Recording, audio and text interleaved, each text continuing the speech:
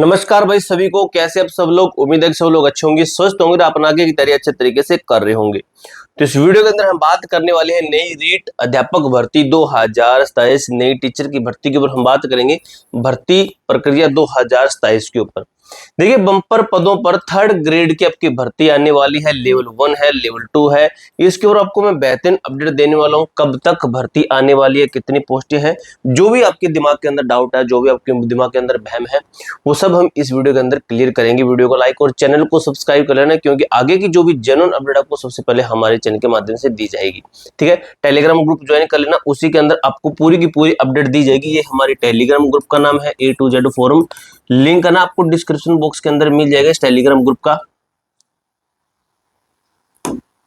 A to Z forum 01 ये Telegram group का नाम है। लिंक डिस्क्रिप्शन बॉक्स के अंदर आपको मिल जाएगा। देखिए भाई क्या लिखा गया है आपका, थर्ड ग्रेड तृतीय श्रेणी शिक्षक भर्ती 2026-23 के ऊपर हम बात कर रहे हैं। ठीक है, देखिए आगामी प्री रीट और मुख्य परीक्षा के लिए एक सुनहरा अवसर और संपूर्ण रणनीति के ऊपर बात करेंगे, संपूर्ण ब्लूप्रिंट के ऊपर बात करेंगे, जो आपका फ्लो चार्ट है इसके माध्यम से हम चलेंगे। ठीक है, देखिए पिछली कमियों को भूलकर नई शुरुआत का समय आ चुका है। ठीक है, राजस्थान तृतीय श्रेणी भर्ती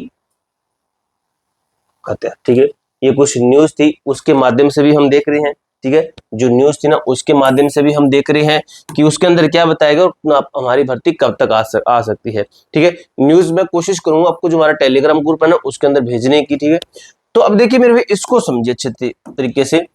द बिग पिक्चर, भर्ती का रोड मैप क्या कहता है, पदों की गणना। अगर मैं यहाँ से बात करते हैं रीट पात्रता परीक्षा, देखिए रीट एलिजिबिलिटी एग्जाम की बात करूं मैं, इसी वर्ष होने की प्रबल संभावना, तैयारी का पहला चरण। ठीक है, ये आपके लिए स्टार में रहेगा।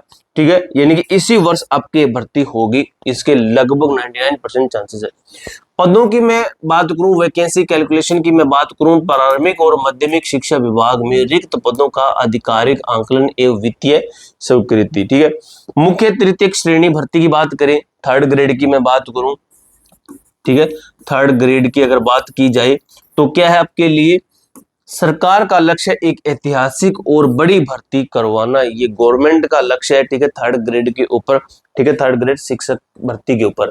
अब देखिए भाई, पुरानी निराशा से नई उम्मीद तक, देखिए पिछली ये ना सब कुछ किसके अंदर बताया गया, इस न्यूज के अकॉर्डिंग मैं बता रहा हूँ, इस न्यूज के अकॉर्डिंग बता रहा हूँ। न्यूज के अंदर क्या कुछ बताया गया वो भी हम बात करेंगे। देखिए पिछली भर्ती का अगर मैं सच की बात करूं, पिछली भर्ती में क्या मैटर था, देखिए कम पद थे आपके और सीमित अवसर थे। ठीक है, कम पद और सीमित अवसर, 2, 5 या 10 अंकों से चूकने की निराशा थी हमारे सामने, लगभग बच्चों के सामने ये निराशा होती ही होती है।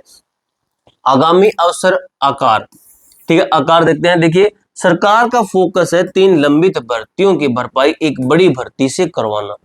3 जो भर्तियां हैं जो पीछे है उनकी जो भरपाई करना है वो एक भर्ती से, उसी के अंदर इतने सारे पद देकर, ताकि ये जो 3 भर्तियां लंबित चल रही है इसका जो है नुकसान भरा जा सके, इनकी भरपाई की जा सके एक बड़ी भर्ती से ज्यादा पोस्टें देकर। पर्याप्त समय कितना आपके सामने, पर्याप्त समय अपनी कमियों को पहचानने और सुधारने का मौका। ठीक है, सुधारने का मौका आपके सामने। कमेंट बॉक्स में बताना अगर कोई अभी तक भी तैयारी कर रहा है, तो काफी क्या करते हैं, तैयारी को छोड़ देते हैं कि जिस दिन भर्ती आएगी उस दिन हम तैयारी करेंगे, तो ये बेवकूफी वाला काम होता है। ठीक है, बाद में क्या करोगे, जो कंटिन्यू चलता रहता है ना वो कुछ ना कुछ हर रोज कुछ ना कुछ सीखता जरूर है। ठीक है, आप ये सोचोगे कि आज मैंने ये पढ़ा लेकिन मुझे कुछ समझ में नहीं, तो भाई सीखते जरूर हो आप। आज एक बात सीखी है, कल 2 बात हो गई, एक आज की और कल की, फिर तीसरे दिन, फिर 10वें दिन तक आप एक कुल 10 बातें सीख जाओगे। एक महीने के अंदर कुल 30 बातें सीख जाओगे। साल के अंदर कितनी सीखी आपने, ठीक है, तो इस तरीके से 6 महीने के अंदर कितनी सीखी, तो इस तरह हर रोज कुछ ना कुछ सीखे हम। ठीक है, तभी जाकर हमारा सिलेक्शन होगा। जो अभ्यर्थी आज अपनी पिछली गलतियों को पहचान कर नई शुरुआत करेंगे, अंतिम चयन उन्हीं का होने वाला है। क्योंकि अभी सिस्टम यही है कि आपका जो पढ़ता ना वो वही सिलेक्शन लेता है। वो पहले का टाइम था जब तुक्के मारकर कि सुबह दिहाड़ी गया वो, और शाम को घर पे आया और उसके बाद में उसने पढ़ाई शुरू की, पढ़ने के बाद में उसने एग्जाम भी निकाल दिया। ठीक है, तो ऐसा अब नहीं होता है। अब भी क्या है, आपका लगभग 6-7 घंटे पढ़ना ही पड़ता है, तब जाकर सिलेक्शन होता है। ठीक है। अब वो सिस्टम गया कि सुबह काम पर जाओ और शाम को आकर पढ़ लोगे, ठीक है। पदों का गणित कहता है 40,000 प्लस पद कैसे हैं, ये समझिए आप अच्छे तरीके से। 40,000 पद कैसे हैं, देखिए स्टाफिंग पैटर्न कहता है 19,150 से लेकर 20,000 संभावित रिक्त पद लेवल 1 और लेवल 2 के, ठीक है। कितने, 19,150 से 20,000। प्लस पॉइंट क्या कहता है, प्लस में इसके साथ में है डीपीसी पदोन्नति 18,000 से 20,000 पद डीपीसी के कारण रिक्त है, ठीक है। अब इस ये भी देखेंगे हम। उसके बाद अन्य कारण क्या बनते हैं इसके, ठीक है, यानी कि 40,000 पद के अन्य कारण क्या बनते हैं, 1 है, 2 है और आपका 3 है। तो अन्य कारण बनते हैं सेवानिवृत्ति यानी कि रिटायरमेंट होते हैं, 6B नियम और महात्मा गांधी अंग्रेजी माध्यम स्कूल, ठीक है।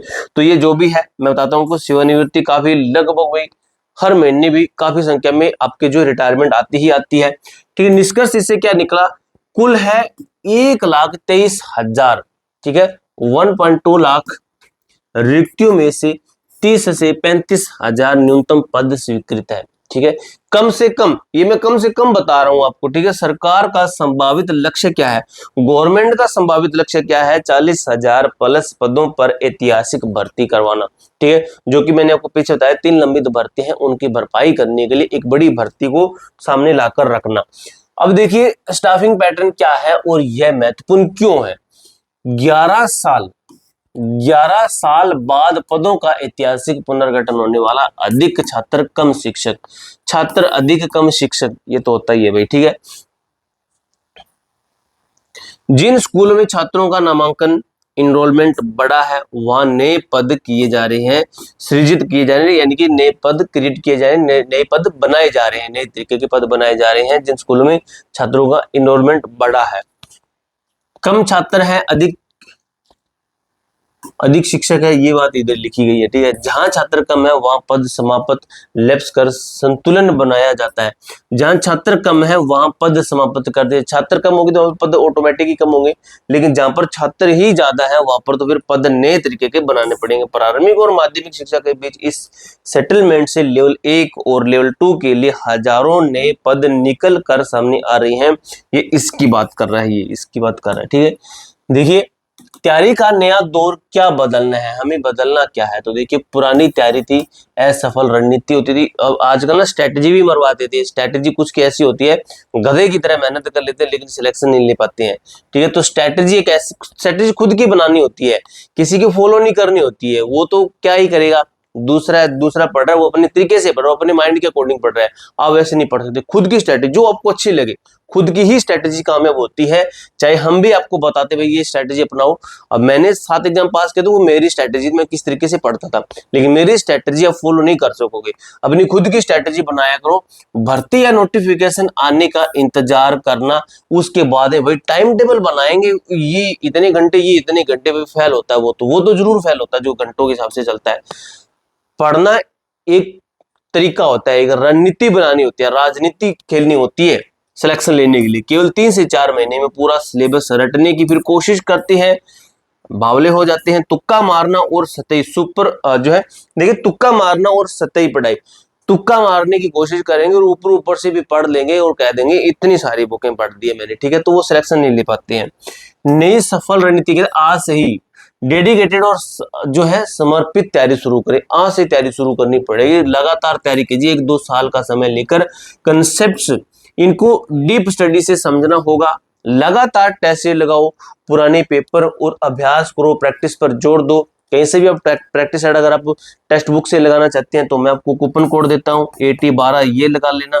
अगर आप उत्कर्ष क्लासेस से पढ़ना चाहते हैं तो ये लीजिए भाई UCAZ10, ये कूपन कोड लगा लेना। वहां से किसी को बुक चाहिए उत्कर्ष क्लासेस से या कोई भी बैच चाहिए, कोई कोर्स से कुछ भी चाहिए, टेक्स्ट बुक का ये रहा और उत्कर्ष क्लासेस का ये रहा, और ये आपके परमानेंट है। ये कूपन कोड हमेशा काम करेंगे, आपको ये डिस्काउंट जरूर देंगे उसके ऊपर भी। वर्तमान परीक्षा पैटर्न बदल चुका है, अब जो है रट्टेबाज नहीं समझदार अभ्यास करने वाले ही सिलेक्शन लेते हैं, ठीक है, सिलेक्शन वही लेंगे।